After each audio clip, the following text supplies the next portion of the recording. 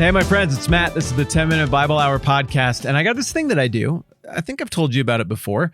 I don't know what it means about me. Probably some of you who listen to this are therapists, and you're going to feel this strong temptation to email me and tell me what's wrong with me. I don't know. Maybe do that. Maybe don't. I haven't decided how I want you to respond, but I got this thing where late at night, right before I go to sleep, sometimes I will flashback. Flashback is too strong a word. That sounds like PTSD. I don't think it's quite at that level. I will just go in my mind perusing stupid, cringeworthy things that I said from my past, not necessarily mean things, not necessarily offensive things, just, oh, you poor insecure boy who says poor, dumb, insecure things from time to time. And wow, remember that one? And it just pains me. It's agonizing to think about that stuff because it's these moments of realization, but it's not like I go to the same one again and again and again. You know, I'm a little bit extroverted. I'm a little bit out there at times socially, willing to take a few risks.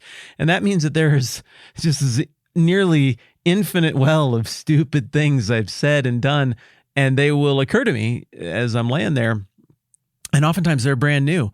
And I haven't revisited that memory from that corner of my brain from my distant past in decades. But then I go back to it for some reason. I'm like, oh, yeah, I remember that. And I remember, oh, my goodness, that's what I said, wasn't it? Oh, no. Oh, I did that. Oh, it just hurts. We are going to watch a guy in the passage we're looking at today go all the way from beginning to end through that entire process, not over the course of decades, but over the course of like 3 minutes. And it's brutal to watch, not because, oh, stupid Peter doing stupid Peter things again, but because Peter is the point of view character for us, the reader, because Peter is the guy we're supposed to be able to relate to in his bigness, brashness, boldness, cowardice, stupidity, brilliance, mixed bagginess. And here the mixed bag presents one of the real low points for poor Peter. Like we talked about last time, this is a split scene where high drama is happening in juxtaposition with more subtle drama inside and outside of the place of power where Caiaphas and the other horde of religious leaders are ghoulishly punching, beating, smacking, mocking, spitting on Jesus.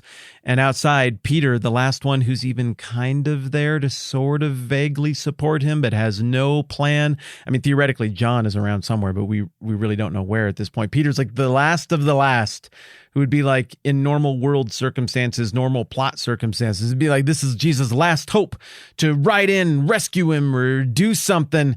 And instead, this is what we get from Peter right after we hear about Jesus getting punched and spit on and slapped and mocked.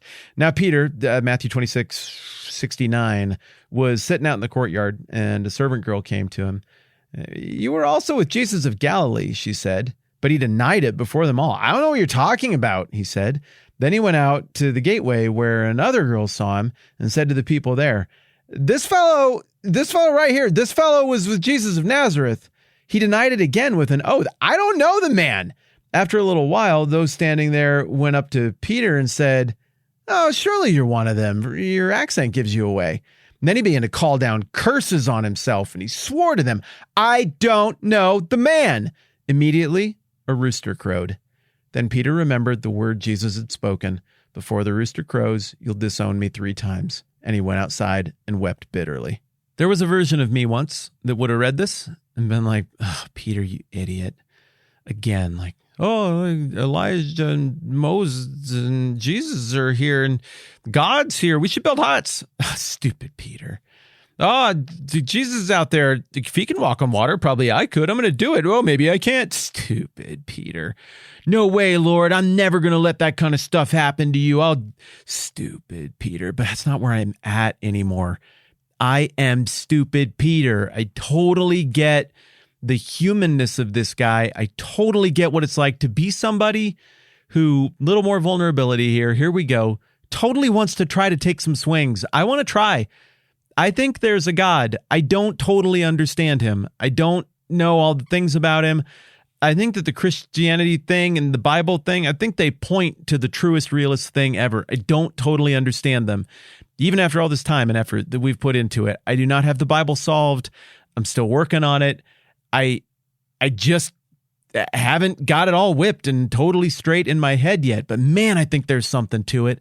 And I think there's something to it enough that I'm willing to, I guess, I mean, you're listening, I'm talking, that I'm willing to go and take a risk in front of people, because I think there's something to it, and it has my curiosity and fascination, and I sense it has yours. And all right, I'll try. Let's think about it together. Let's try to make sense of it together. Let's maybe even try to do something with it at some point in the process together.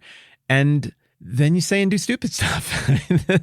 Then in your zeal or your insecurity or whatever, you know, some of it you're like, hey, that was a good try. I like that. And other stuff you're like, oh, me. Well, bless my heart. I do try, if nothing else. And I don't know, if we're honest with ourselves, maybe we all feel that way. But man, I relate to Peter, and I just don't want to get on his case. I get it. His world is spinning.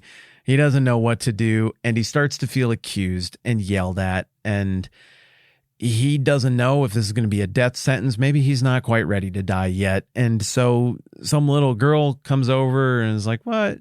Hey, are you, like, didn't I see you? He's like, crap, my whole plan was just that nobody knew what I looked like. Is it my beard? Like, do I need to lose some weight? Do I stand out that much? But whatever the case, I can't let that be right.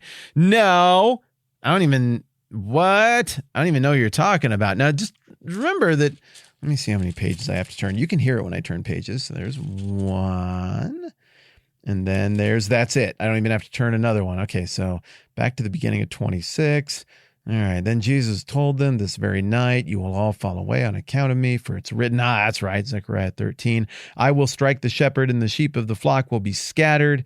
But after I've risen, I will go ahead of you into Galilee. And then Peter replied, even if all fall away on account of you, I never will. He just said that.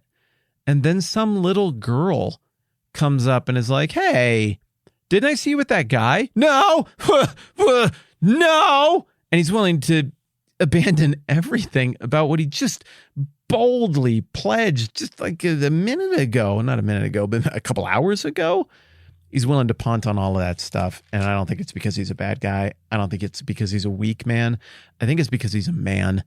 I think it's because he's a person and he's a mixed bag. He's willing to take big chances, but also he's into self-preservation, and he's willing to endure pain, but sometimes maybe not as excited about enduring pain. In the end, he endured a whole lot of pain. And I don't know. God bless Peter. It didn't take much to absolutely obliterate that big bold boast that he made a page ago, but I don't think I even would have gone into the building. I think I would have scattered with the others. So no judgment from me, Peter. You're doing your best, buddy. So then he goes out, and other people are like, hey, it's another girl. It's like, that's one of them right there. I'm pretty sure. And I guess the servants of this household would be mad. Maybe Peter is getting defensive because maybe these are servants of the household, the same way that Malchus guy who got his ear cut off by Peter was like, maybe they're taking that a little bit personally. They're like, hey, didn't you just like maim my coworker with a sword earlier? Is that the one? Is that the guy who was swinging the sword around? Maybe they're making that connection, and Peter thinks he's about to get like beaten or bludgeoned, or I don't know what he thinks is going to happen. I do suspect from the text that these accusations are not entirely positive. So he denies it again, like, dang it, people, shut up. You're ruining my covert infiltration gig. And then after a little while, somebody's like, you sound different. Like, you're clearly Galilean. I wonder if that moment, like when Peter says the next line, when he runs all of this stuff and he's calling down curses and yelling, I don't know the man. I wonder if he acts like that girl on season 8 of Alone, who was both from Lander, Wyoming, and also a little bit from England, and she couldn't decide on what accent she was going to have. And so then sometimes she would have it and sometimes not. And you know what, seemed like a nice girl, not sure what was going on with the accent or what was happening there psychologically or what demons she was wrestling with or working through. But I kind of wonder if Peter tried to do that here.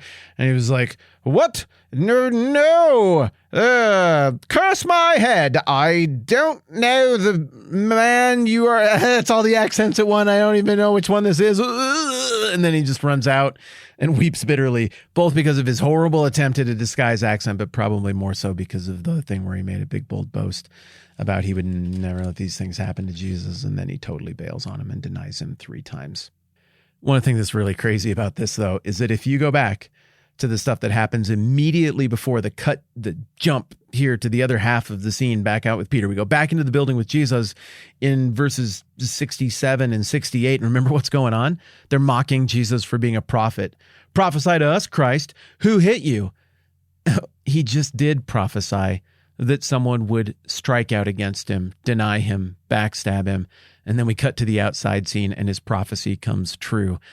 The way that Matthew has structured this in these teeny tiny little notes and subtleties that, hey, if you didn't catch it, it's just fine. You're going to understand the whole book. But if you do, you just marvel at it. The way he structured that, the way he built this book, it is incredible how there are these multiple layers of overtness that illustrate the point, that drive it home with clever irony and juxtaposition. Poor Peter.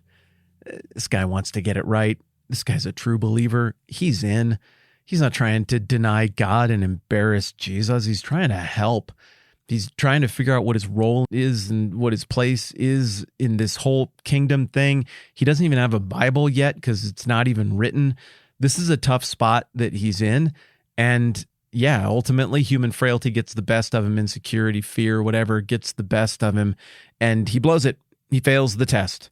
The only one we see in the whole text, in fairness, who passes all the tests is Jesus. So Peter, I don't know, he's just like you or me. And I got to tip the cap to this guy. I don't think he's just like me. I think he's better than me. Yeah, this trip through Matthew has really softened my heart toward Peter. And I feel empathy toward that disgusting, gross, just go stand in the shower and watch the water run down the drain as you question who you are and what the heck you're doing kind of feeling.